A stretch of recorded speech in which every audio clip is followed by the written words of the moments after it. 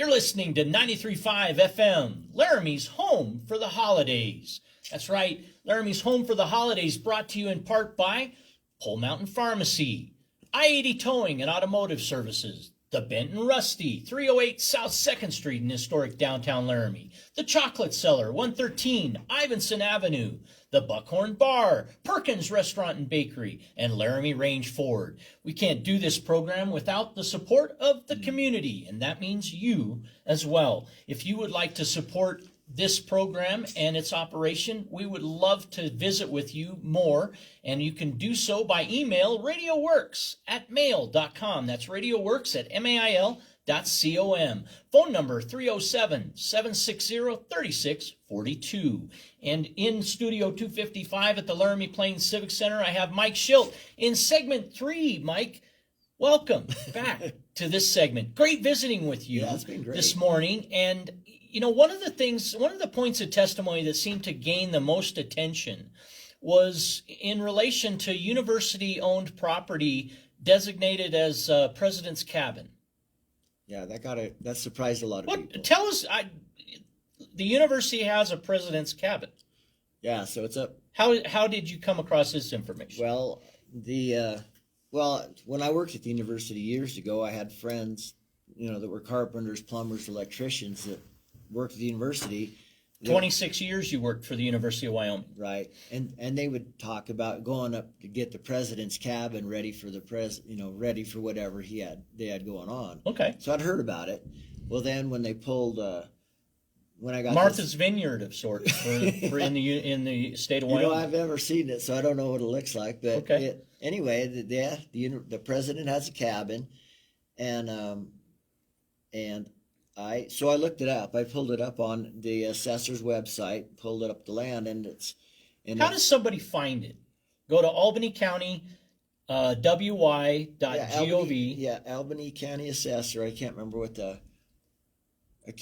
it is, the address, but you can go up there, and then you can just click on the. Like I said, you can click on the online map. You can type in University of Wyoming, and it'll pull up all the university's holdings, and then just go above Centennial to where Rainbow Valley Lodge, that area is. And yeah, there's a cabin up there, and it's got one of the university president's names on the cabin, on the website. When it originally was brought to the roll? I don't know when it was originally put on the roll, but I can't remember it was one of the university president's names is filed with the. So because it's a University of Wyoming, a state of Wyoming holding, it's not taxed. Right. It's not benefiting the tax revenue.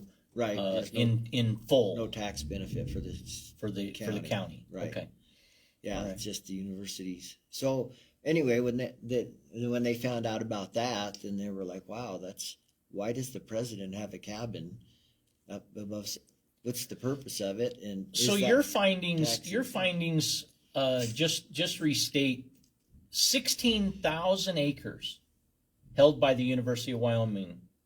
Total, yeah. In Albany County or across the state of Wyoming? No, that's just in Albany County. That's just in Albany County. Yeah.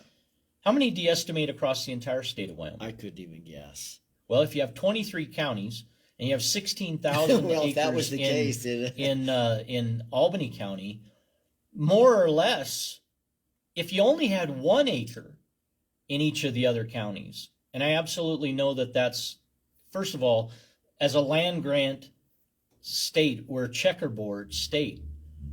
So you can. You said 217,000 acres in Albany County owned by the state of Wyoming, yeah, and therefore not benefiting our community, right? As residents are taxed right, for the same. Right. For the same. So, do you think it's a royalty and peasant scenario personified in modern day? Well, it kind of looks like it, doesn't it? I mean, I don't want to overgeneralize, and I don't want to draw heat to my alma mater.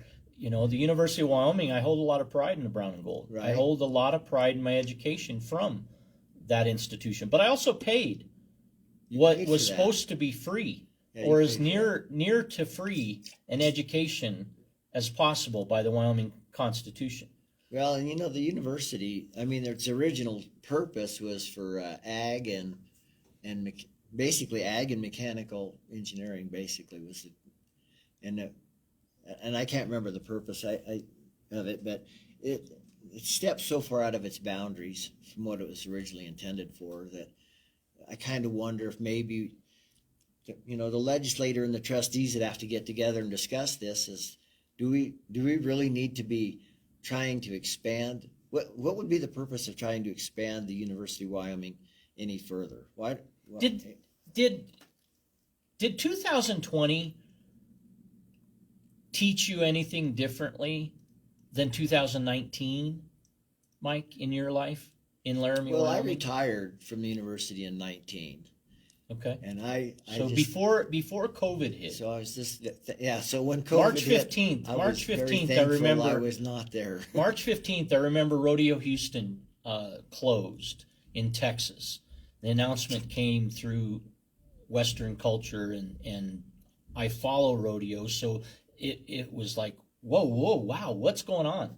And then I follow this to 19 versus 20 was huge. Events went from wide open to zero. You couldn't pull an event that was more than 250 in attendance. Right. Churches were closed. Churches were closed across the country. I remember, now our country was founded on the principle of right to assemble. Right.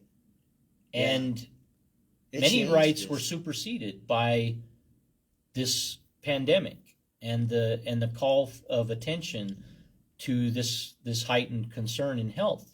No doubt, I respected and revered it for many months because I took groceries to the garage of my parents so that it could air it wouldn't be immediately endangering my family. Right. I didn't want that, and I didn't. So I went weeks without even seeing friends and family because of these type of concerns. It totally changed us as a culture. But my point back to the university and their holdings is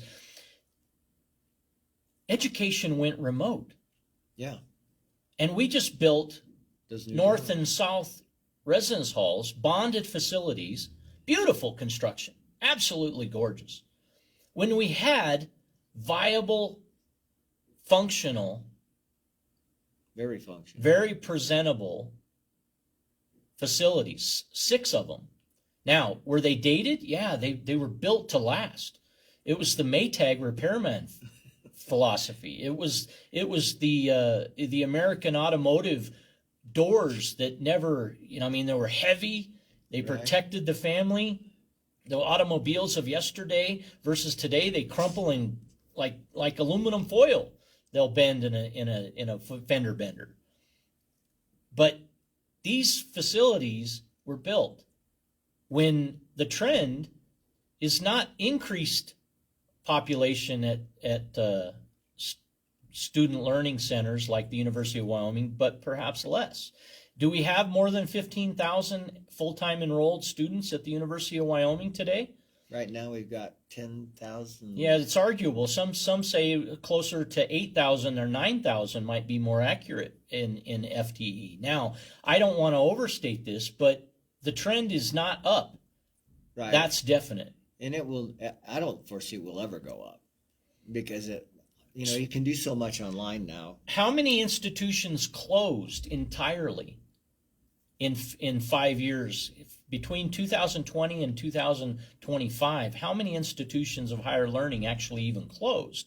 Now, I'm not coming after the university. I do hope for others in the future to experience on-campus living, their first experience, many of them away from home, the quality of the experience in my college education, living on campus in a residence life facility was fantastic. I learned so much. Those living learning centers complemented my education. When I was out of class, 80% of my time was spent in those, invested in the programs that were enriched by those facilities. But times change. Right. Are we changing along with those times? Well, that's my We just built an $89 million renovation to War Memorial Stadium.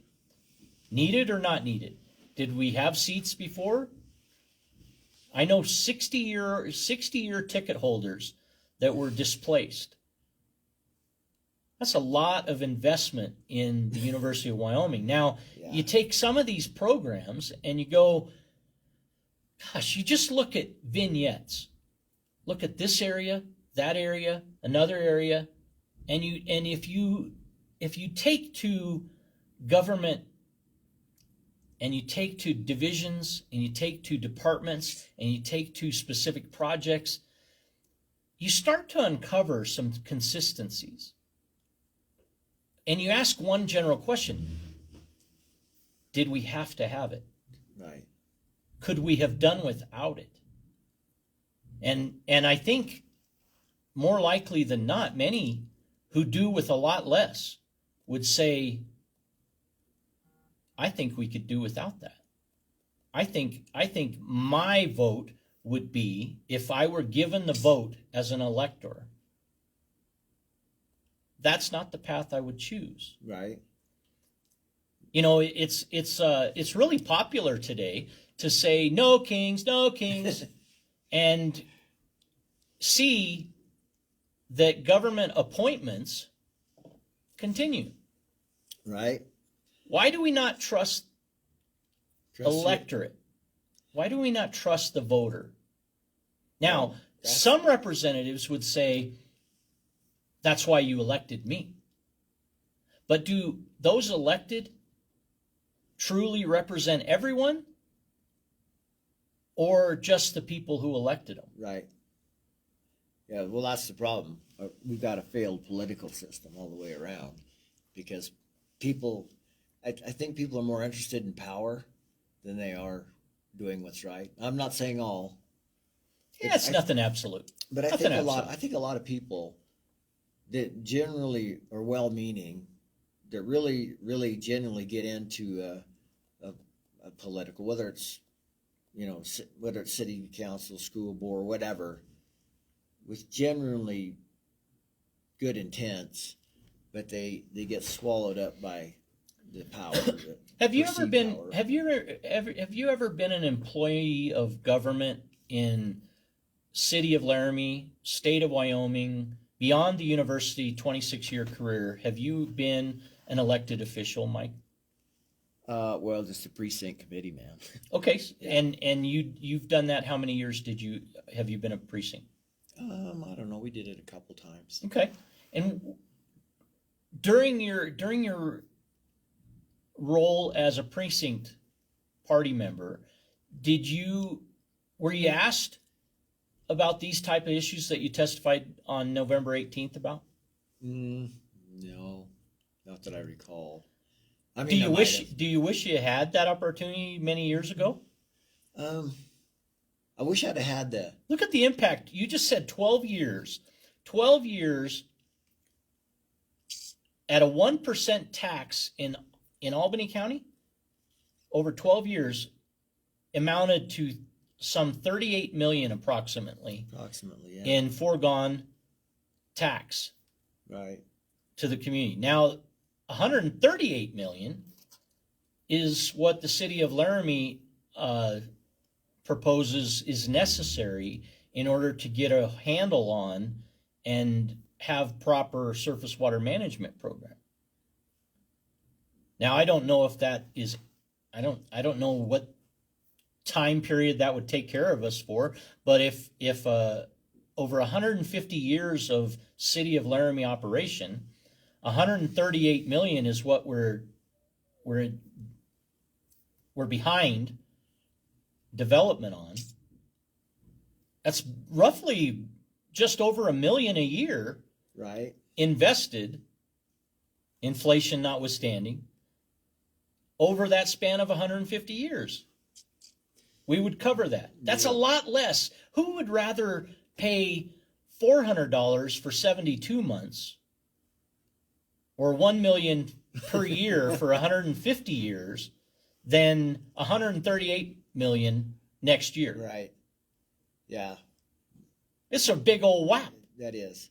That big is. old punch. And how deep can we go in the pockets? Property owners absorbed 16% increase in their tax levy to fund Laramie High School being built anew. I'm not an opponent of education. I'm not an opponent of education facilities being improved. But I am just stating the fact. 16% tax was levied by the electorate yeah. on property owners when most people in a community do not own property, and you put it to a ballot. Right. Are most voters going to vote for or against a tax on somebody else? Well, somebody's always going to vote to tax somebody else. Yeah, I mean, it's really easy. If you go for a sales tax where everybody has to pay for it, Right. is that more equitable? Now, take out tax entirely and say, how are we spending our money? Look at the resources that our state holds. The state of Wyoming holds, through the university and general state of Wyoming holdings, more than 220,000 acres of property. How much of that acreage was utilized by Assessor Matthews' estimation in Albany County for specific education purposes? Not in holding, not gifted by some estate or what have you in the asset coffers of the university, but just what was her estimation? Did she mention that? I don't. You mentioned in an earlier segment that she did data preparation for Locke and Stiver. Yeah. With respect to the utilization. Just suffice that it wasn't the Albany County citizens benefiting from the tax on 220,000 property Right. acres entirely, right? So we have a big pool of land valued, very importantly, impacting or not impacting the future of citizens right here in Albany County. Right. And that's kind of why this whole, well, I mean, there was a lot of things that led me up to go into the legislature, but like I said, my kids want to stay my boys want to stay in Albany County. They want to be able to afford houses. They want to just be able to do like I did, and I want to be able to do like my dad, have a house, have a family, and be able How to many afford people want to just do better than their parents did? Their goal in life is to achieve what their parents did. I think I'd be normal. happy to achieve what my parents did. Yeah, exactly. Yeah. And that goal is getting further out there every year. They're further out for every generation. That goal's A commonly referenced study in Laramie, Wyoming is the Thrive study. The Thrive study surveyed, I think it was 146 respondents. 3% of that 146 indicated that their preference was multi-unit housing. 97% didn't want multi-unit housing. They wanted They want their own housing, house. which meant most want a single family home, a single residence, Right. 1 bedroom, 2 bedroom, 4 bedroom, what have you, not connected Right. to other. And there's nothing wrong with desiring that. That's a good goal. There's nothing. I don't have any qualms about mobile homes. Today's constructed mobile home is much better than I lived in the first 4 years of my life. They're a massive improvement Right. from 50 years ago. And anybody, you can make a home out of anything. That's right. Yeah, if you got it. And I don't want this, this is kind of on a side note, but not everybody is qualified to own a home. And I don't mean it's financially. Some people just can't take care of a structure. They just don't. Are you my neighbor? Are you my neighbor? Are you seeing that I need to paint? I need to do curb and I need to do gutter. I need to do my gutters on my house. Are you watching that I didn't mow? And I laugh because snow removal. We get reminded it's code. You need to clear your sidewalks. Well, this goes back. This is funny because many years ago, this is totally on a side note, but Andy Somerville was the mayor, and she was talking about how the community needs to pitch in and help and shovel the walks for the elderly, and this could be a community effort, and our sidewalks will always be clean. Well, she lived right next Snow door. Angels, they call that program today. She lived right next door to my mother-in-law. Right next door to my mother-in-law. They never once shoveled her walk. I always had to go from Dad. Right. If I was out of town, if we were gone, if we get back. I've said this in an earlier segment. The rules for me do not apply to thee. Right. I didn't coin that phrase, but it seems very applicable. Well, then that's what you've talked about, our legislators or our governing authorities that what are you determining your morals are based on? What you want or what you think the people have voted for? Do you represent the whole of your district or the entirety of those who elected you? Right. It's a big difference. It is. It's marvelous to me that it doesn't matter city, state, federal, it doesn't matter, but constituents will complain and comment very poignantly. That's not what I want. This is what I want. We have healthcare topics. We have EMS services that are of concern. We have housing that's designated that we're in crisis. We have crisis, but we haven't found utilization of empty schools with roofs that are sound, plumbing that's sound. We haven't found secondary or tertiary utilizations for these spaces immediately. Yeah. We have self-identified homeless that speak to city council. In Laramie, Wyoming, in the last year. And the suggestion comes from that individual. Can you allow me to have a tent? Yeah, that's tough. Now I have major concern with governance that will not hold conversations openly about utilization of sound facilities to prevent that person from having to live in a tent. Right. Their desired place, proudly, is self-preservation. Right. And basic shelter by a tent as compared to the availability of government-funded, government-subsidized, available, vacant facilities. I don't know how to answer. I don't even know how that can be conscionable.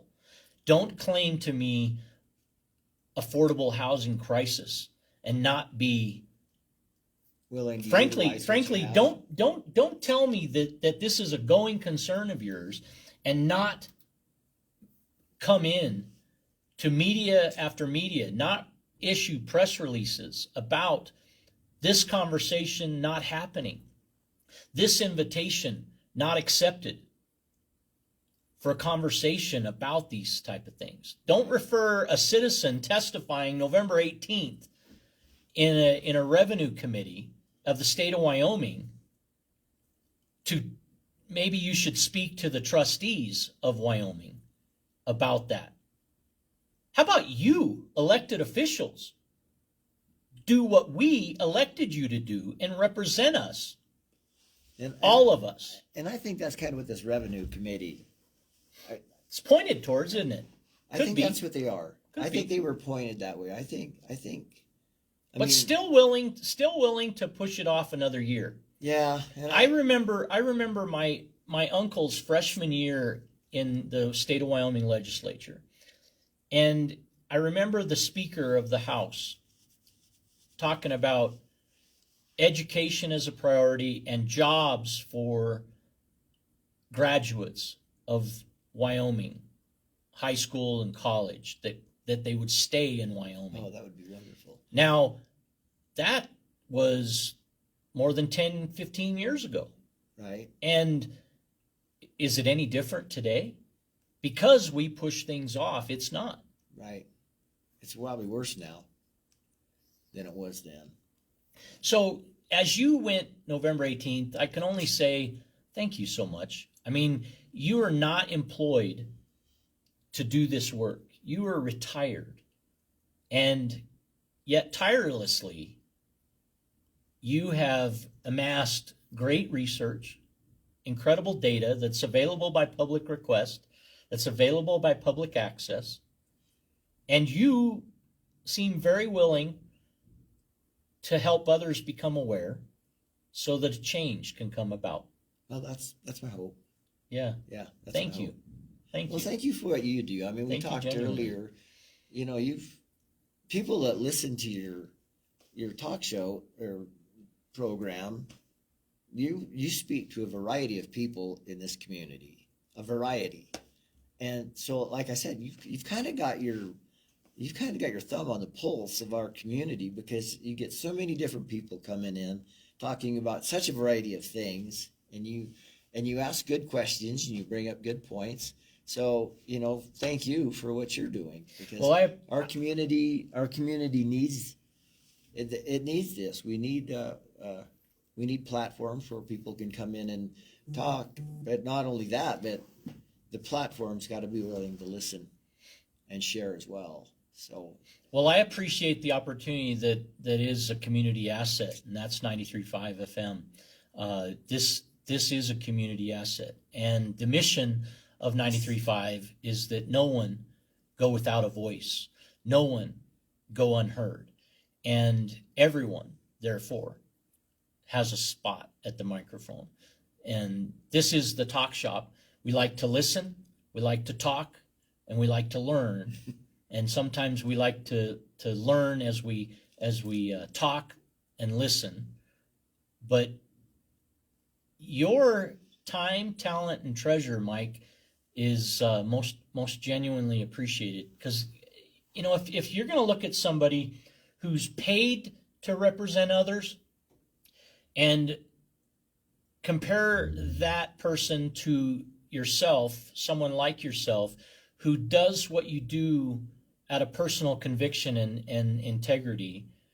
I'm not saying that an elected official doesn't have integrity, but you have to give props, in my estimation, to the individual who does it for no compensation. Well, thank you. I appreciate that. So, Mike Schilt, our guest here today on the Talk Shop. I hope you'll come again, Mike, in the future. And you brought a number of documents with you. I'd like to give you the last word in this program. If you were to summate, you thought we'd ask this, but we didn't. Perhaps that's where you would like to finish. The last comment's yours, Mike Schilt. Well, I'd just like to get out to the state of Wyoming and Albany County that we can make changes to our communities if people just are willing to just, like you've said, take a look at what might be the problems and what might we do to correct those problems. And if if it's something as simple as what I did. I mean, it takes time, but at least just get the information out to people. Like I said, the legislators over there in Cheyenne were very, very cordial towards me, and some of them were, I seemed to be genuinely surprised at what the information was we had gathered up. So, yeah, just as long as we can keep talking about things, I think we're moving ahead. Mike, how do you prefer that somebody get a hold of you if somebody would like to join you in your efforts? You could actually, I'll just give you my email address. Okay. It's my last name, schilt@uwyo.edu. Beautiful. Mike Schilt, today's guest on the Talk Shop. We appreciate you listening. This show brought to you in part by Channels Village, the Benton Rusty, Range Community Insurance, the Chocolate Cellar, Laramie Range Ford, Johnson Automotive, and our good folks at Perkins Restaurant and Bakery. 93.5 is Laramie's home for the holidays. Enjoy your day, everybody. Be safe.